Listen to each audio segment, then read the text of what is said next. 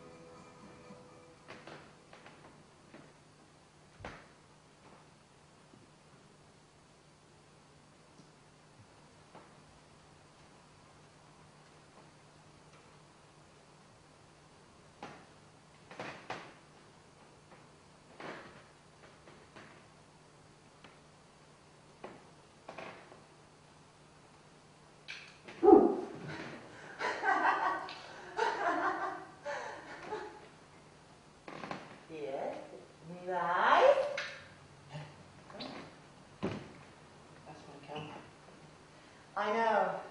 The last one came from 5 years ago. I know. I use it a lot. What? I use it a lot. There was a film in here. Yeah, there was. Yeah, there was. Yeah. And my family were on it. Yeah, I saved it. Where is it? Yeah, I rolled it and I saved it and I put it Wait. on top shelf of the bathroom. Come on. Quick! We need to get back together. Yeah, right now. It's been ages.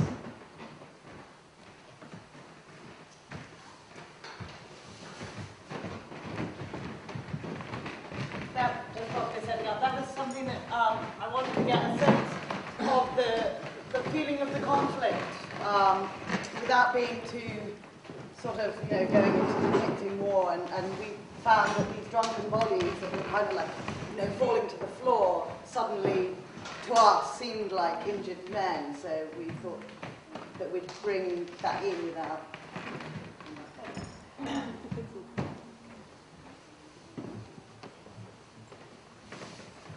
Farooq! Gigi! Assalamualaikum, ki haal hai? Theek thaak? Kaise se? Kya hai Suzy? तो इतने जरूर थे जानने से यार अच्छा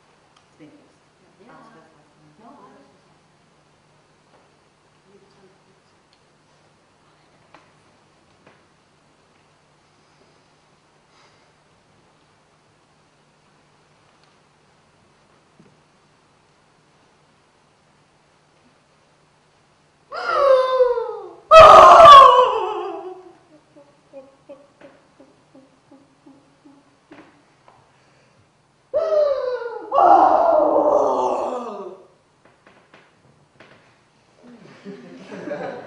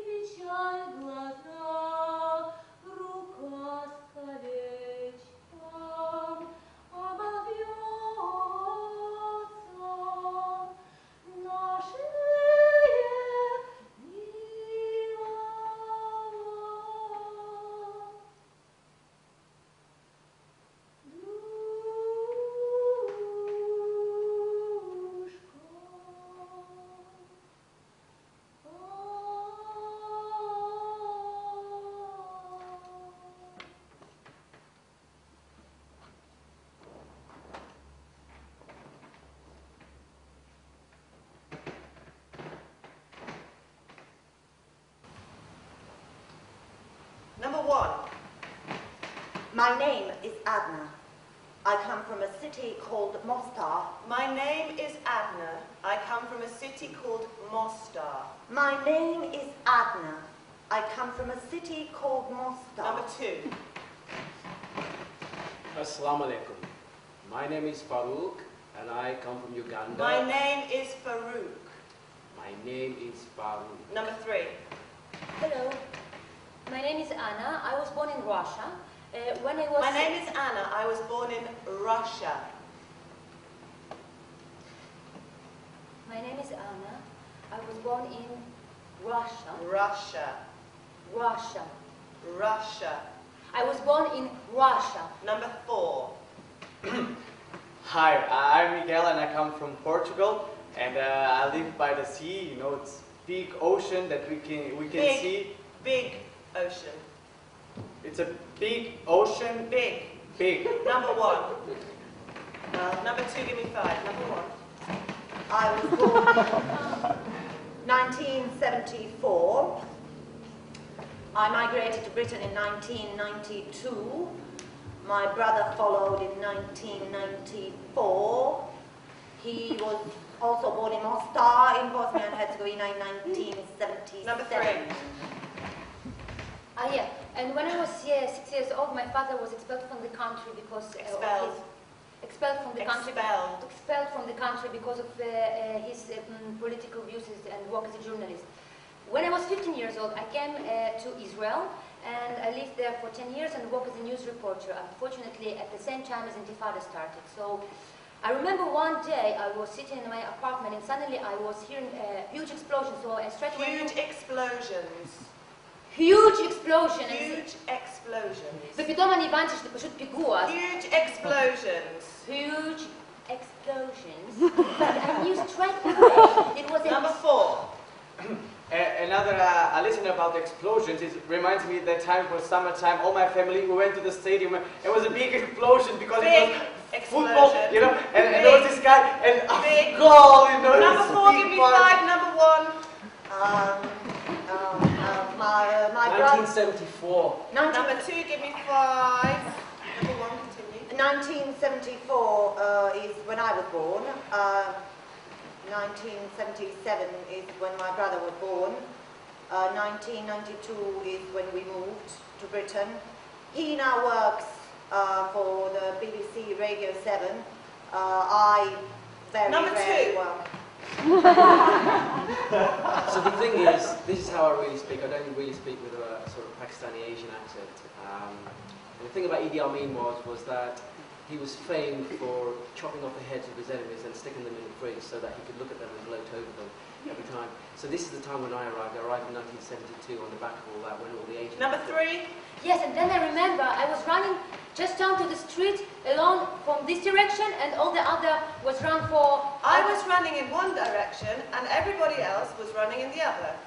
But to get to the story like this, so I was running in one direction I was running in one direction and everybody else was running the other. the other direction, and then I arrived to the scene, and you know, you see blood, this body, a little girl, and that was it. I just done my job, and I remember meeting this friend of mine, and he was so shocked, and he was shaking. He told me his friend was in this cafe who exploded. He was so shocked and he was shaking. He was so shocked and he was shaking. And I asked him, and the first thing I asked him, would you give me an interview? We never speak again. Number 4. And I think now, I know what our problem is, you know, because I came from the island, I thought it was an island, but I never seen the sea here, you know, and I thought it was an island, and I just see people and trains and cars, but where's the sea, you know, and back there... I see lots of people, but I never see the sea. Yeah, that's what I'm telling you. Lots of people. Number 1. Work. Number 2. So now I live in Glasgow. I consider myself to be a British citizen. My mum still goes back because I've got a little bit of Ugandan blood in me, as in like my great-grandmother was black. But from the other side of it, it's more sort of Iran and Pakistan, and there's a lot of shit happening Good. there. Number 1. Yeah, okay. Yeah, I mean, obviously all of those pieces, it's the sheep, something we talk a lot about, home being tied up with family, the idea of the domestic, the idea of a community, that you don't necessarily feel that straight away, if ever, when you come to a new country. So a lot of the things we were exploring about longing for home were quite universal. I mean, Anna's travelled around so many times to so many places, she doesn't have any clear sense of home and where home is. Miguel, very clear sense. Porto is his home. And that is very clear. So with all these, coming from all these different perspectives, the same things kept coming up. And so it was very easy to then take a particular context and situation, which is the Balkans, but keep it very open to the general experience of nostalgia, of longing, and concepts of home. And try and, touch on references. I was saying this yesterday, I'm the last group, so they've just seen this feedback session. I was saying yesterday about, I find theatre, for me, is something I want to give audience choice as to what they see in images, particularly when dealing with traumatic images. Why I had the memory girl and the humiliated woman, and again trying to have resonances of the rape and the kind of atrocities that went on without showing that. And also giving the audience room to look up here if they didn't want to look down here. And the same with the sheet. It's like if you want to see it as a shroud and there's a dead body in it, you can, but I'm not going to make you see that. And I think that emerged quite strongly over these 4 days. I didn't come in with that, but that's emerged quite strongly over the 4 days, is that I want to have the conflict as that's there all the time as an undercurrent and as a background to the story, and it will emerge in images and in flashes, but I'm not doing a war piece. I'm not even specifically doing a refugee piece. It's much more a kind of universal, what it is to have been away from home and return and find someone else living there. Is it possible for your performers to say a bit how they experience the process of working as an ensemble together? Yeah, definitely. I was just about to say there's something to say about the fact that, about how the process was expanding and contracting back to the original story of the return and the internal displacement, which is what you started with, got inspired by certain facts and statistics. What was really satisfying, one of the things that were really satisfying was that we expanded those ideas into the universal and more abstract associations like memory, sense of home and what is home for each and one of us, displacement, internal, external, and then almost like by magic coming back to the storyline during the devising without even intending to do so. And it was great, and we all contributed equally to each and every idea that you saw and many others, and bounced off really well. It was all very easy. Really easy, yeah. Yeah, it was such a sense of ease.